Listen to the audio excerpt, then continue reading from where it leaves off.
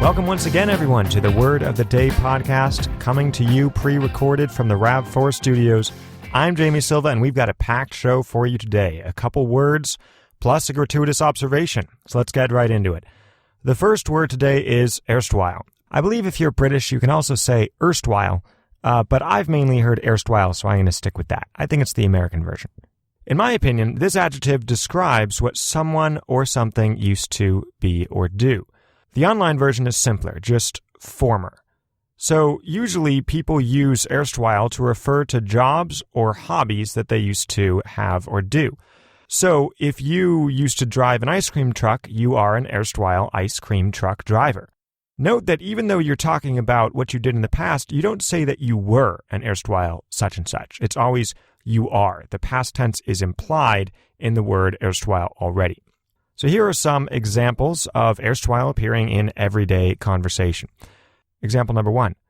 Erstwhile zookeeper Kevin still keeps a small menagerie on his expansive acreage, mainly consisting of elephants and rare parrots. There have been noise complaints. Example number 2. Lana describes herself as an erstwhile San Jose Sharks fan who was eventually beaten down by years of painful early playoff exits. Example number 3. Antonio, an erstwhile juggler of chainsaws, soon regretted his decision to pick up the hobby again after so many years of not practicing. Now a quick etymology interlude for erstwhile. The second half, while, is of course its own word, but what about the first half, erst? Well, this is actually related to the archaic word er, spelled E-R-E, which just means before. So you could say, and actually some poets have kept this around, you can still do this, that, for example, ere you start making biscuits, you should make sure you have all the ingredients. Or perhaps, Vince chuckled contentedly at his own joke ere he realized that no one else was laughing. Spanish speakers might notice that ere sounds a whole lot like ayer, meaning yesterday. So there's that sense of the past, of beforeness again. That, I don't think, is a coincidence. So getting back to erstwhile, you could think of this as like literally in a time before now or a while before. And notice that I'm hedging a bit here. I'm not saying that's what erstwhile literally means. I'm saying that if you thought of it this way, it would probably help you remember what it means and use it properly and ideally frequently. I'm not an authoritative enough etymologist to know this or many other things for sure. And so sometimes I just content myself with drawing associations between words that are probably related and will at least help you, the listener, employ them as you wish. So let's move on to the second word, monies, which is pronounced just like money, but plural. This makes sense because monies is indeed the plural form of money. You might have thought that money was like sheep in that there is no plural, just as no one comments on the herd of sheeps in the field. But no, it is legitimate and acceptable to complain about all the monies that it requires to pay your rent.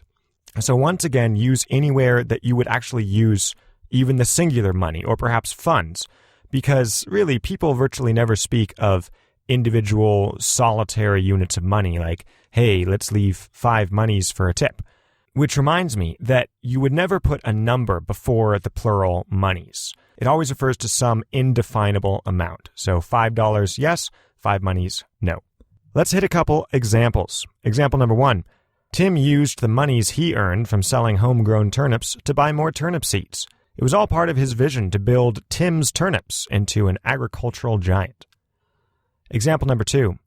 Leslie wanted a dog of the most elevated pedigree. It was all she could do to refrain from dipping into the money set aside to repay her student loans and ordering one straight from the Baron von Barkington line of world-renowned German Shepherds. Well, that's it for today's words, but before we go, let's toss in a quick edition of Gratuitous Observations About Things, in which I tell you what I think about something, whether you're interested in hearing about it or not. The gratuitous observation today is just a short one. I would simply like to observe that some names out there are very versatile, in that they can be turned into tons of nicknames. So consider the name William. There are 5 common versions of it, to wit, Will, Willie, and William, Bill, and Billy, but, for some unaccountable reason, not Billiam. And there are even more possibilities for the name Robert. So one may say Rob, Robbie, or Robert, Bert or Bertie perhaps, certainly Bob or Bobby, but again, inexplicably not Bobbert. This is a real pity in my mind, as Billiam and Bobbert are distinctive, pleasant-sounding names that roll nicely off the tongue. So if any of you out there are expecting children and you would like one of these innovative and unique names that are all the rage these days, consider Billiam or Bobbert, which I submit to you only sound funny because no one has attempted to popularize them yet. However, lest this podcast be accused of encouraging the application of unwelcome nicknames, if you already know a Bob or a William or any of those others, make sure they're excited about the new moniker before addressing them with it. Well, that'll do it for today's show. I'm Jamie Silva, and we appreciate you tuning in.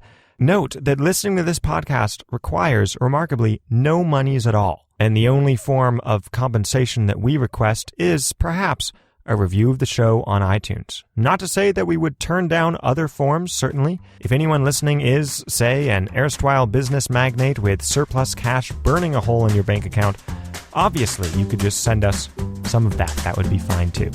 Anyway, this has been the Word of the Day podcast. We'll see you next time.